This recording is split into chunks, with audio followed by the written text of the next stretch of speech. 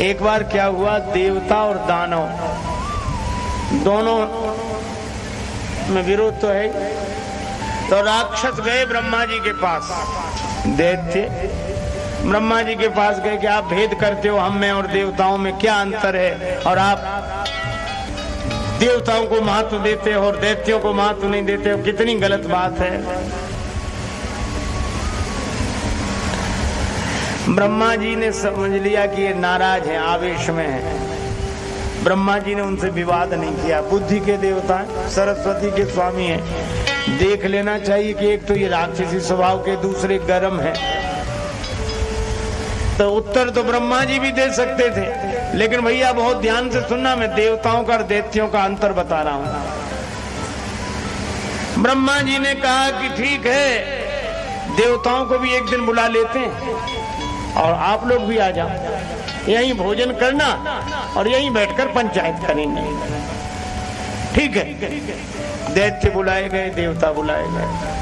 ब्रह्मा जी ने कहा भाई भोजन, दैत्य बोले हम पहले करेंगे, हर जगह देवता प्रमुख बने रहते हैं, हमें भोजन पहले करा। देवता बोले कोई बात नहीं, हमसे बड़े यही कर लें। बैठ गए दैत्य भोजन करने के लिए। बड़ी बढ़िया कहानी है, ध्यान से सुनना। सामने थालियां लगा दी गई, तरह तरह के व्यंजन परोस दिए गए, सबके सामने भोजन की थालियां लगी हुई थी। दैत्य बोले भोजन शुरू करें। ब्रह्मा जी बोले ठहरो, ब्रह्मलोक का एक नियम है, उसका पालन करना पड़ेगा। क्या नियम है? ब्रह्मा जी ने पहले से व्यवस्था कर रखी थी। ब्रह्मा जी के सेवक आए, लकड़ियां लिए और रस्सियां लिए। दैत्यों से कहा अपने दोनों हाथ आगे बढ़ाओ। सबने ऐसे हाथ आगे बढ़ाए और वो क्या करें, वो लकड़ियां ऐसे लगावे और रस्सी से बांध दें। सबके हाथों में लकड़ी लगाकर रस्सी बांध दी। अब आप कल्पना करना जरा, लकड़ी लगी और रस्सी बंधी हो तो हाथ मुड़ सकता है। और फिर कहा कि भोजन शुरू करो। कैसे किया होगा भोजन भगवान जाने। कि हाथ ऐसे आगे तो बढ़े, मुड़ नहीं सकते थे, क्योंकि उस पर लकड़ी लगाकर रस्सी बांध दी गई थी। और कहा कि भोजन करो। आप कल्पना करो आपके साथ अगर ऐसा हो, कर सकते भोजन।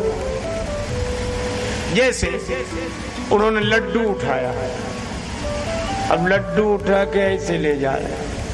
अब मुंह हाथ तक नहीं पहुंचता, हाथ मुंह तक नहीं पहुंचता, मुड़ ही नहीं सकता। तो राक्षसों ने एक ही युक्ति सोची, ऐसे ले गए और लड्डू ऐसे ऊपर से ऐसे और मुंह खोला नीचे से। अब उसको छोड़ा। तो जरूरी है कि लड्डू मुंह में ही जाए। कभी नाक पे गिरता, कभी ठुड्डी पे गिरता, थोड़ा बहुत मुख में गिरता। आप कल्पना करो जब लड्डू की ये हालत है तो दाल साग पूड़ी का क्या हुआ होगा।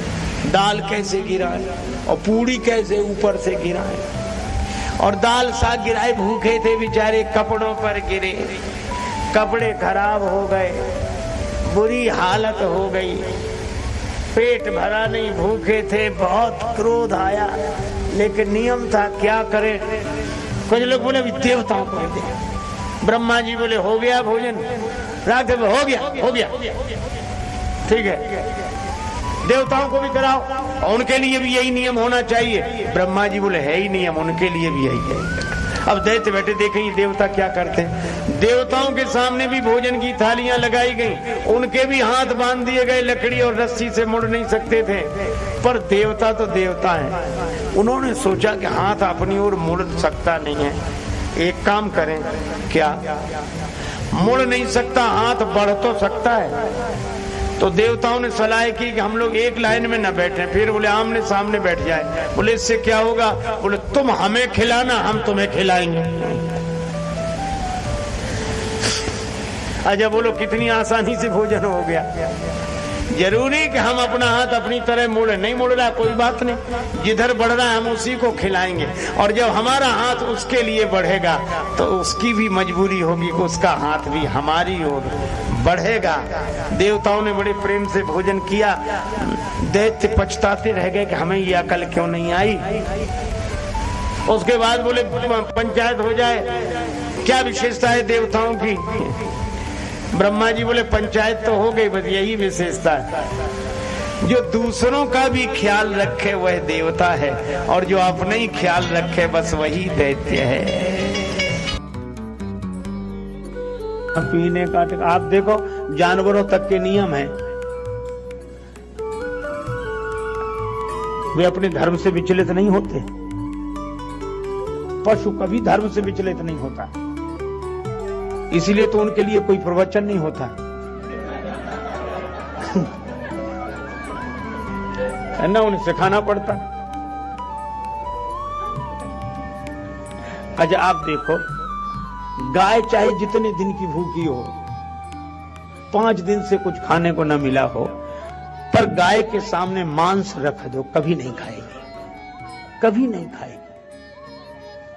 हो गया कुत्तों में, एक सज्जन बोले झगड़ा होता ही कुत्तों में है,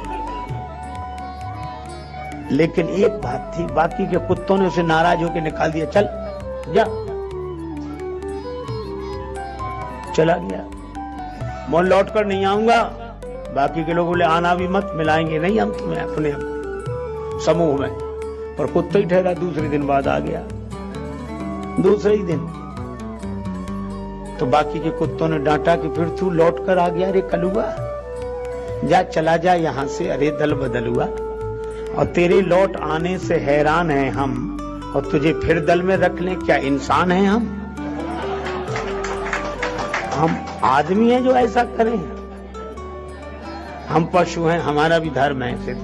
अब तो किसी का कोई धर्म नहीं, न सोने का धर्म, न जागने का धर्म, न खाने का धर्म, न पीने का धर्म, न पहनने का धर्म, न पंथ सोई जो यही मन भावा, जिसे जो अच्छा लगे बस वही रास्ता है। तो भगवान ने कहा कि जब सब मनमुखी हो जाएं, तो धर्म के अनुसार चलेंगे कैसे? तो भगवान धर्म की स्थापना के लिए आए।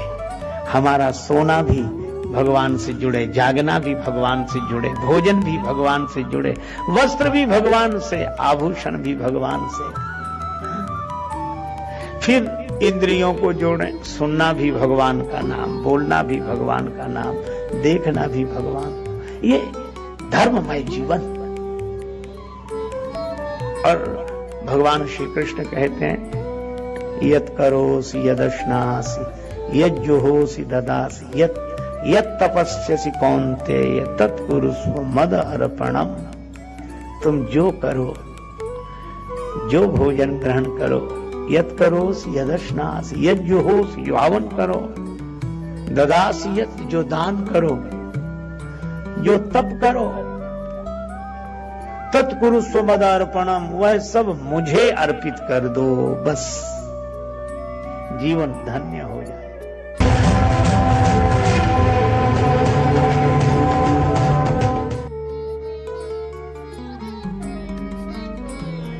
एक बार एक डॉक्टर ने कहा कि हल्का भोजन किया करो और दवा करो, परहेज करो, ठीक हो जाओ। और रास्ते में चला, सोचने लगा हल्का भोजन किया, हल्का। अब उसने अकल लगाई कि मिट्टी से हल्का पानी है, मिट्टी चीज दूसरे की, कब्जा अपना। किसी दूसरे की चीज, अधिकार अपना। और हमें लगता है कि हमारे जीवन की सबसे बड़ी कालिमा यही है। शरीर किसका? भगवान का। संसार किसका? भगवान का। अरे और तो और श्वास भी हमारी नहीं, यह भी भगवान की है ना? लेकिन कब्जा हमारा, जब तक हमारी श्वास चल रही है। हमें लगे भले ही कि हमारी श्वास है, पर हमारी नहीं है। अगर श्वास हमारी होती तो जब मन होता तब लेते, नहीं मन होता नहीं लेते। और इतवार को तो लेते ही नहीं कि आज छुट्टी का दिन है, आज तो न लें। और कोई कहता तो हम यही कहते कि हमारी सांस ले न ले, तुम कौन हो? तो श्वास भी हमारी नहीं, सब कुछ भगवान का है। और हम मंदिर में कहते भी हैं तन मन धन सब तेरा, स्वामी सब कुछ है तेरा, तेरा तेरे अर्पण क्या लागे मेरा। ओम जय जगदीश हरे, जय जगदीश हरे, स्वामी जय जगदीश हरे।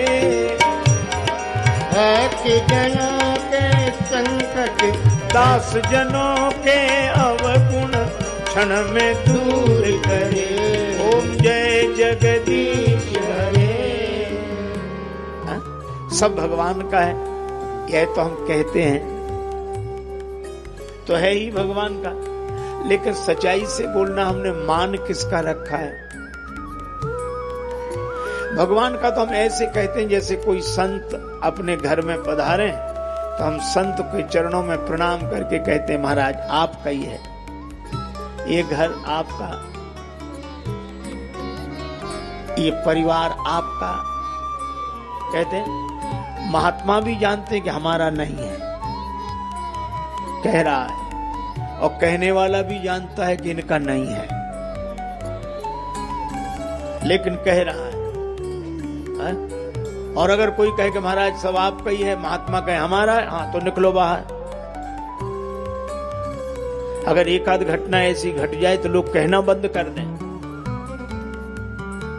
हम भगवान से भी वैसे ही कहे जा रहे सब आपका है। अच्छा, समझदार आदमी भी मंदिर में तन मन धन सब तेरा, पर मन से पूछो, मन भीतर ही भीतर कहता तन मन धन सब मेरा, प्रभु सब कुछ है मेरा। आज के आदमी की नीयत तो इतनी खराब है कि प्रभु पड़ोसी का भी मेरा। और इसका बस चले तो भगवान से भी कह दे मेरा मुझको दे दो क्या लागे तेरा। यह हमारा स्वभाव है। देखो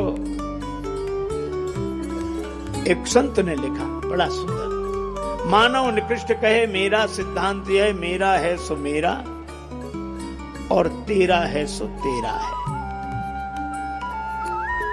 मानव निकृष्ट कहे मेरा सिद्धांत यह मेरा है सो मेरा और तेरा है सो मेरा है। मेरा तो मेरा, तेरा भी मेरा। और मध्यम मनुष्य की विनीति यह प्रवृत्ति देखी, वो कहते मेरा है सो मेरा और तेरा है सो तेरा है।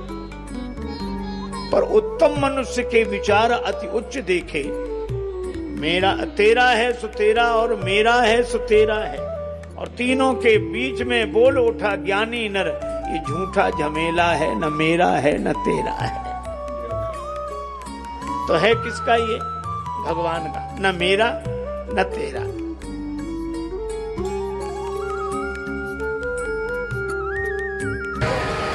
एक बार एक विदेशी कुत्ता, विदेश से कुत्ता अपने देश भारत में आया है।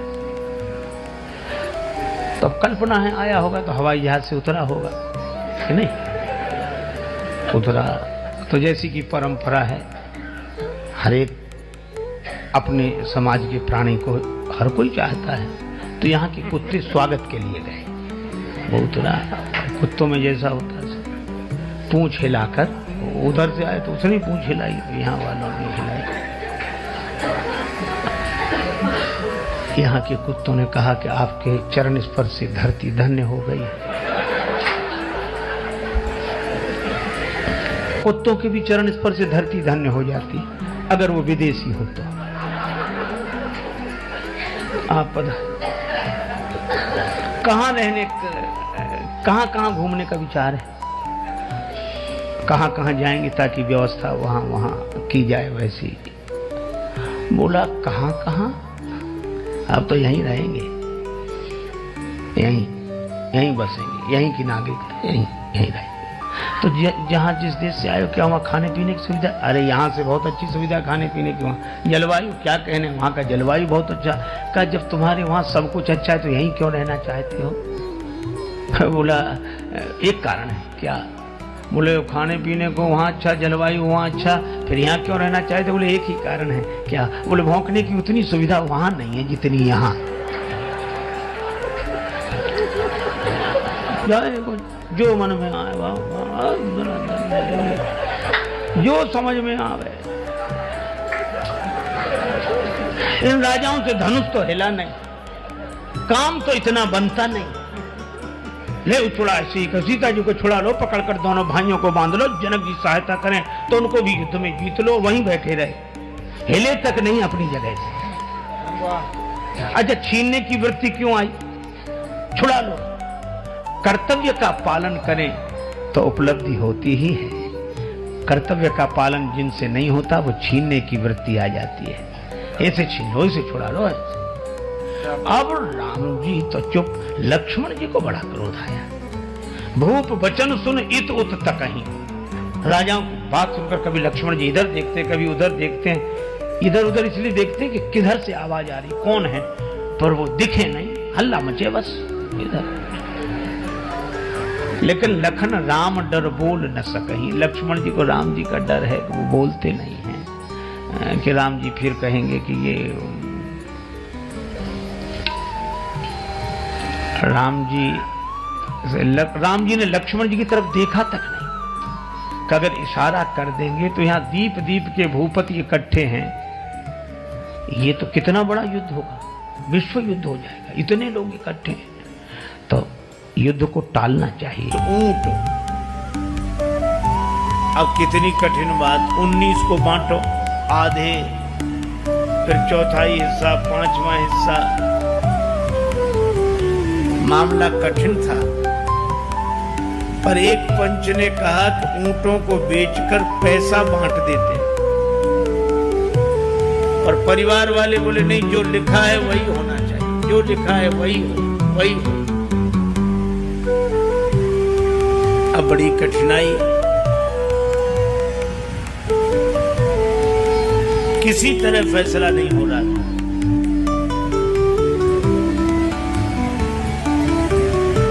संयोग की बात, एक आदमी अपने ऊंट पर बैठा निकला और उसने देखा कि 19 ऊंट खड़े हैं।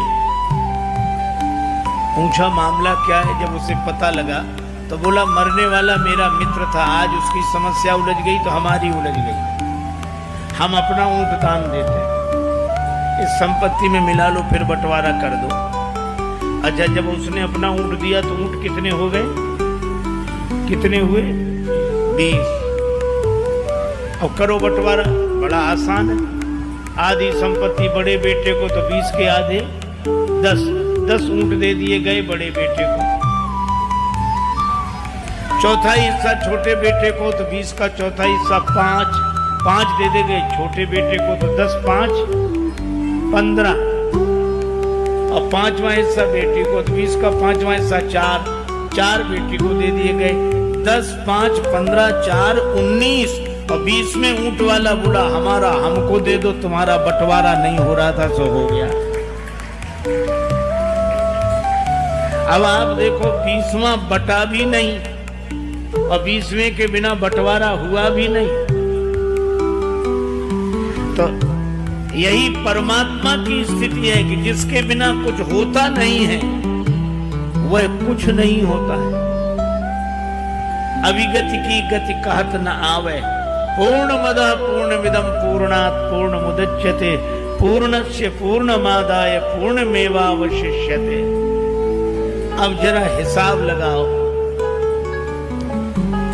हालांकि हलचल में हिसाब लगाना थोड़ा कठिन होता है, लेकिन कोई बात नहीं।